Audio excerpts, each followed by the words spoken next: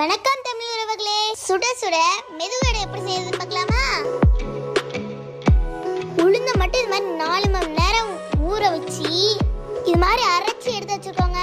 கொத்தமல்லி, கருவேப்பிலை, பச்சை மிளகாய், வெங்காயம் இதெல்லாம் நல்லா பொடி பொடியாக கட் பண்ணி வச்சுக்கோங்க. இப்போ நம்ம உளுந்து மாவுல இதெல்லாம் போட்டு நல்லா மிக்ஸ் பண்ணிக்கோமா. இதில் உப்பு, ஒரு கை அரிசி மாவு, சீரகம் 1 ஸ்பூனு, இடிச்ச மிளகுத்தூள் 1 ஸ்பூனு, இதெல்லாம் போட்டு நல்லா மிக்ஸ் பண்ணிப்போங்க. இங்க பாருங்க எப்படி மிக்ஸ் பண்ணது இருக்குன்னு.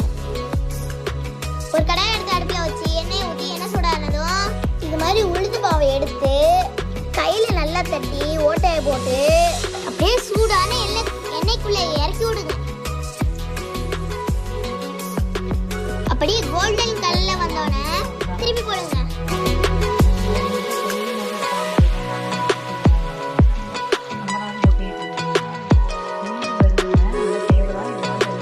பாருங்க எப்படி பிரவுன் கலர்ல வந்தானே அப்படியே எடுத்து வச்சிருங்க பிளேட்ல. இங்க பாருங்க எப்படி ஈவினிங் ஸ்நாக்ஸ் செமையா ரெடி ஆயிட்டே.